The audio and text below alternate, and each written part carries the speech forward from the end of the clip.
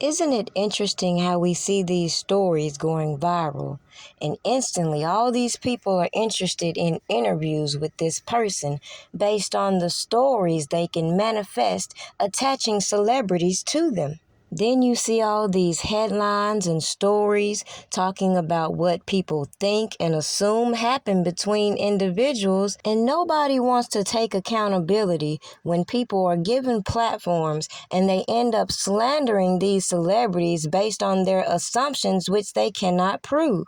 So just imagine when all these janky-ass advocates emerge and claim they're here to talk about specific causes, but nobody wants to focus on the actions that people take that puts them in the position they're in. Y'all see that? Can y'all see that? Can you see on my finger? Individual one, whose identity is known to me and who has known the defendant, Christopher Gunn, for several years, has reviewed the video and identified the male voices come. Who is individual one, who has known me for several years?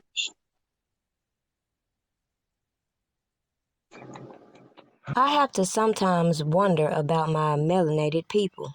You have so many people that wonder why people don't stand up and speak out against things. And then when people do speak out against things and it goes against popular opinion, people attack you, people ridicule you, people put all these conspiracies out here, and then they play victim when they put themselves in the midst of some bullshit.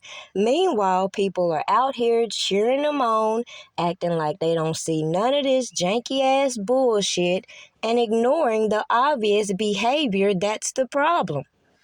Now, maybe the people on the slow bus didn't hear me specifically say that I believe there's a whole war against women and men going on. Nonetheless, regardless of what individuals are doing, we can't take that and put it on a whole group of people. Therefore, when we see the government is willing to selectively ignore certain things, pick and choose what it wants to present in its case, and we the people are too distracted to point out the problems but have the fucking audacity to formulate negative opinions about other people and encourage counterproductive ass behaviors, then look stupid.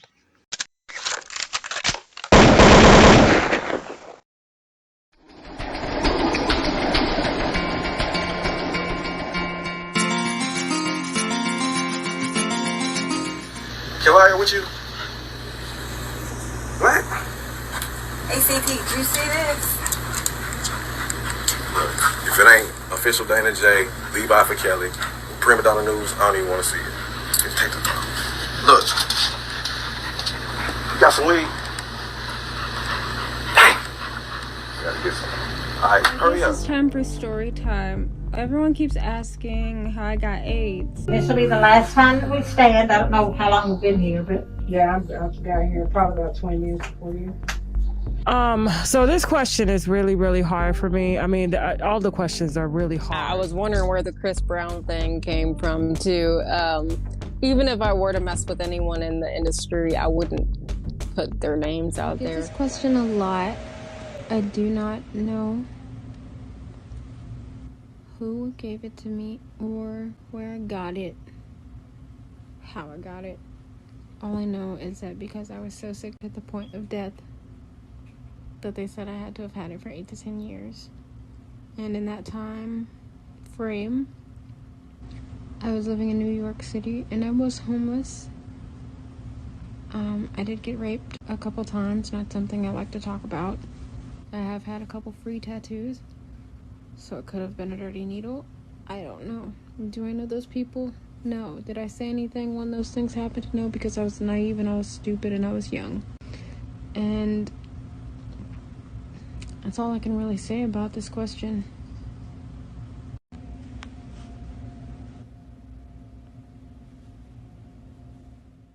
Now maybe I'm just different, But when I heard this story, the first thing I wrapped my mind around is the fact that this young lady had to be about 15 to 17 when she contracted this disease. But immediately, other people wanted to speculate as to who she slept with, which celebrity she's dealt with, and blase, and not address the issue at hand. I then go into thinking about if this young lady was a darker complexion, would there be so many people so sympathetic to what actually is being said about her?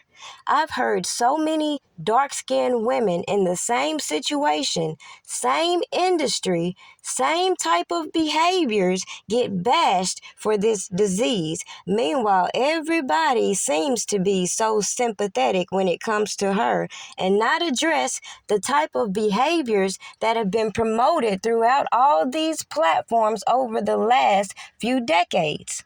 And then when common sense begins to kick in and I start to wonder why people don't speak on the fact, why are these women being pushed to chase after these celebrities in the first place with their risky type of behaviors? There's long-standing rumors about so many industry people with STDs, yet all these people and these risky behaviors are being overlooked.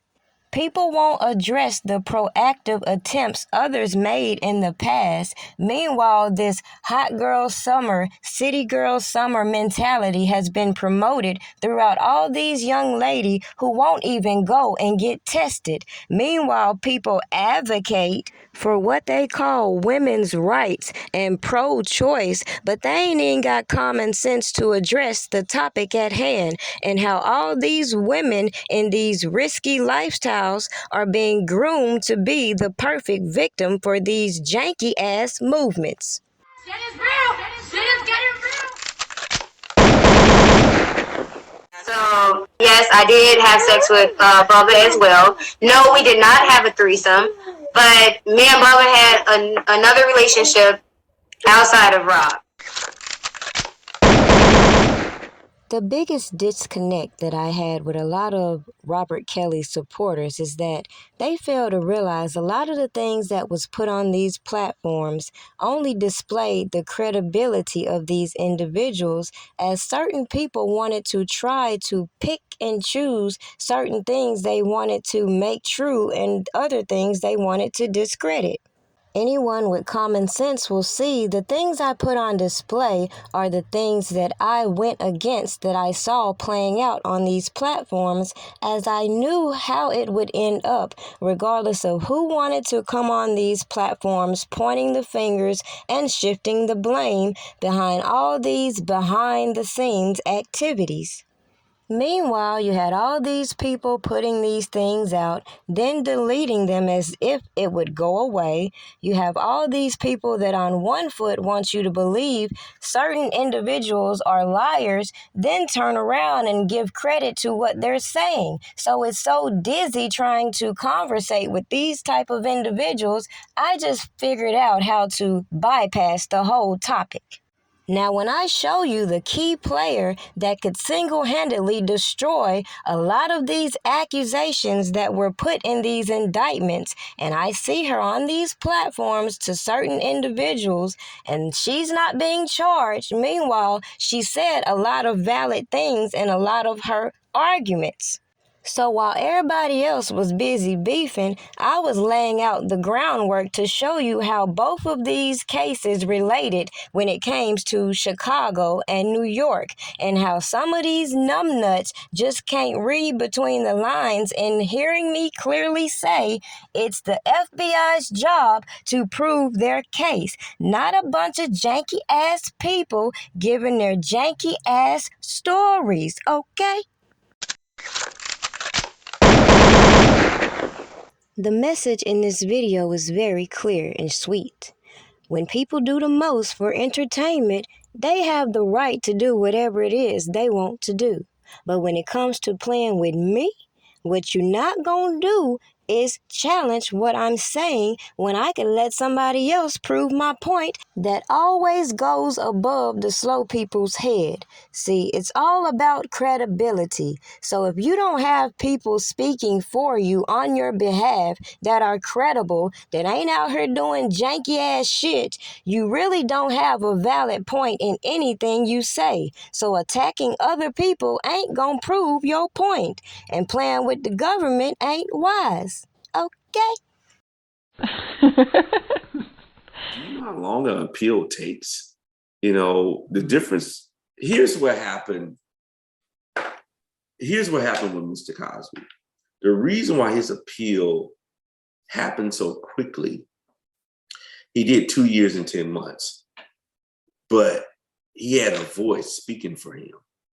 Yes. Okay, who kept his story alive. R. Kelly has never had a voice to keep his story alive, to tell his story. Every day, I was Mr. Cosby's only visitor. Every day, I visited, every time I visited him, I did a media interview, talk about him. When the prison was doing something egregious or duplicitous against him, and against any other inmate, and I found out about it, hey, I went straight to the media. Mm-hmm. And that beat them at their game. That he has accepted that he's going to die there. He's accepted that.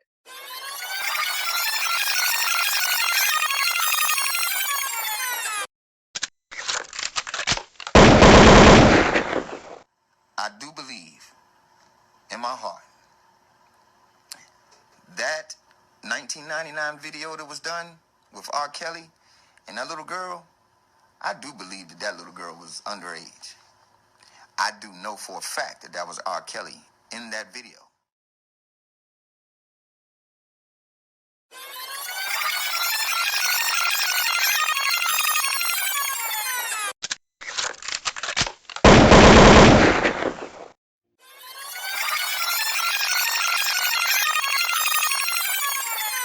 Today in the child pornography trial of singer R. Kelly, witness after witness identified those on that now infamous sex tape as the alleged victim and R. Kelly. SEAL TV's Randy Bellasoma was in the courtroom today, joins us now from 26 in California with more. Randy? Sean, today, for the first time, we heard testimony that identified those on the tape from someone other than a relative, a friend, or a parent of a friend of the alleged victim. We heard from a former employee of R. Kelly who said at first she did not want to believe that it was him. Lindsay Perryman worked for Robert Kelly on and off from 1999 to 2006, doing everything from cleaning floors to handling the defendant's personal business. She told the court that included driving the alleged victim and the now infamous sex tape to and from his Olympia Fields home. She also testified to often seeing the girl at Kelly's recording studio, sometimes carrying a pillow and an overnight bag. The image that I saw looks exactly like Mr. Kelly, Perryman said, then IDing the female on the tape, citing her facial features and her cheekbone. Corey and Don. Next month, jurors will hear from alleged victims of R. Kelly. Also, portions of the infamous alleged sex tapes could be played in court. According to legal documents, Kelly recorded sex acts with minors using a camcorder. He'd keep the camcorder along with VHS tapes in his gym bag and would take them, quote, almost everywhere he went. In reading that proffer, I think the evidence against Kelly is pretty damning. According to pretrial filings by the government from 1996 to 2001, R. Kelly engaged in sexual contact and acts with minors. Court documents allege Kelly met and began having sex with one of his alleged victims when she was 13 or 14 years old, often recording sex acts and eventually isolating her from family. During cross-examination, defense attorney Mark Martin inquired about Perryman's purported master's degree from a recording conservatory in Arizona, a degree she said took only months to acquire. I didn't go to Oxford or Harvard, no, Perryman replied. Also taking the stand was Jada Burnett, a family friend of the alleged victim. She said the female on the The tape was about 12 or 13 at the time and noted her distinctive cheeks and facial structure. However, that's as far as she could go. Here's an exchange during cross-examination by defense attorney Sam Adam Jr. At some point, you'd have had to have seen her naked. You were so close, right? I've never seen her naked. 22-year-old Raven Gangler testified as well, saying the girl on the tape was her friend from junior high. She said that was something that was absolute and said the alleged victim was very proud of her relationship with R. Kelly. Generation tape that was filled with all sorts of video noise where you couldn't identify, in my opinion, anybody. That's my view of the tape.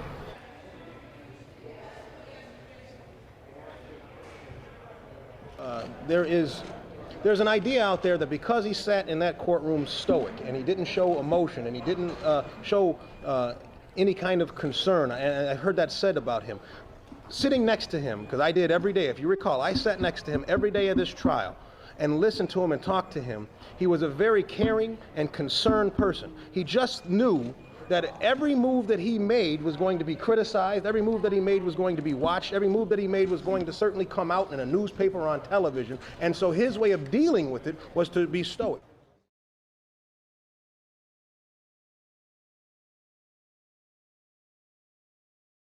R. Kelly, really? Really? Now, I gave him R. Kelly's jail records.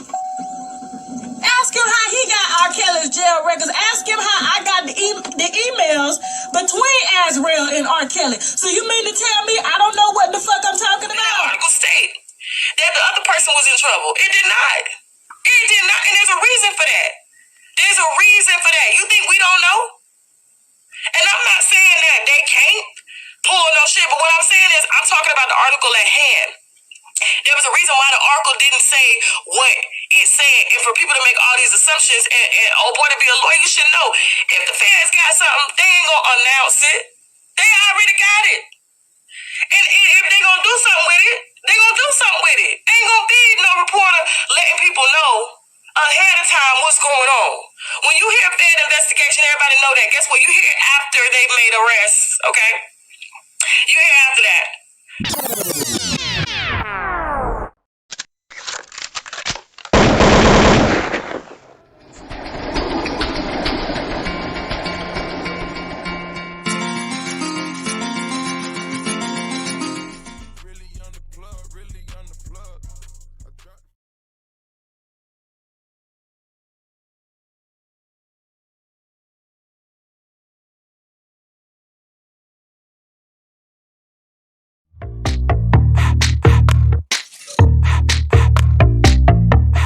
Something